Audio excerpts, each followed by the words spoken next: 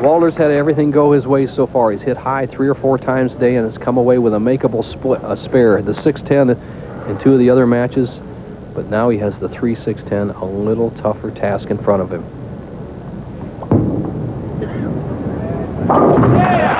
And now, in our championship match for the Miller Lite Classic Trophy, only 8 pins are separating these two professionals. 8 pins.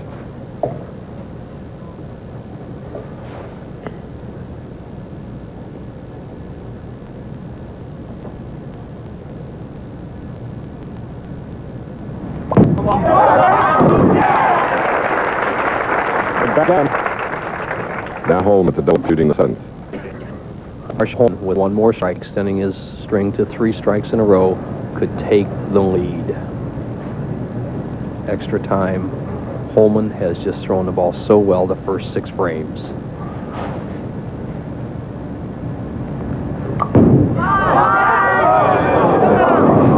We nearly had a channel ball. Hung there. The 1-2-4-6-10, the ball slips out of Marshall's hand. Watch this release. Now watch Marshall's release. Everything looks good. Now as he comes through, the ball slip out of his hand. He doesn't get that ball over the foul. See it just barely flip out over the foul line. Doesn't get the lift. It hangs way out by the channel. Marshall has to go for this boldly. 1-2-4-6-10 is an open frame, and he is hot. Hot is the word for it, Chris. He had bowled so well for 6 frames, as Holman, remember, has never won a championship match here. He's 0-3, has dug himself a major hole here with 1 error in the 7th frame.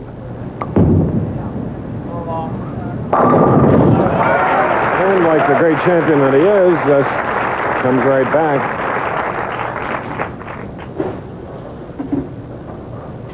Bitterly disappointed. Now Williams, winner of 3 games up to this point, striking the 7th, shooting in the 8th.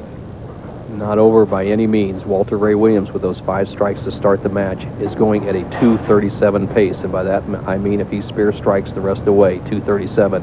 Holman has a potential 2:38. But every time that Walter has had a chance to drill somebody, he's done it. He has that opportunity right now in the early match.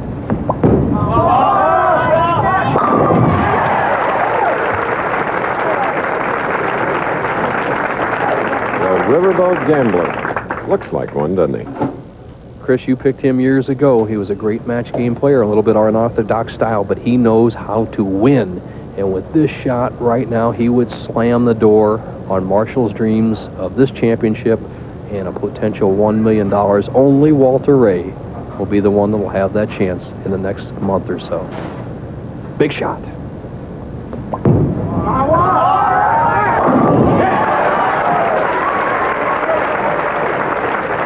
An incredible afternoon for Walter Ray Williams. Never a doubt. And Marshall doubling.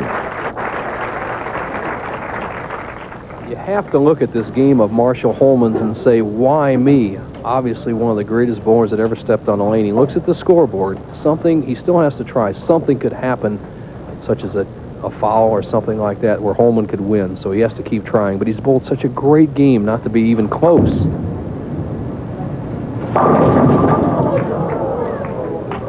That ends all hope.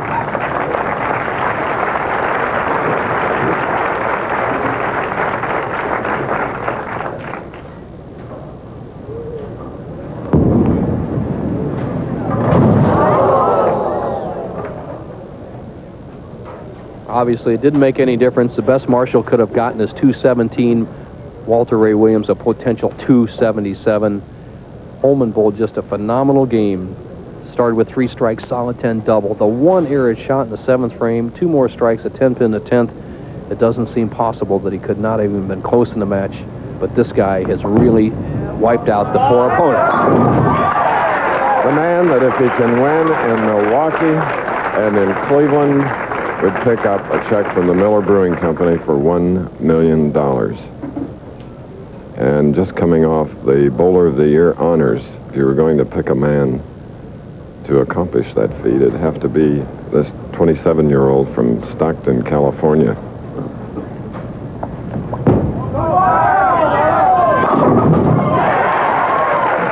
Now he's loose.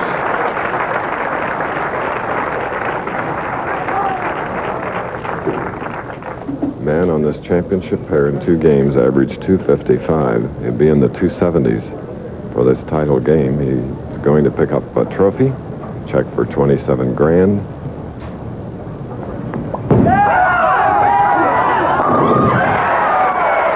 A big 277, and Williams wins his 4th title.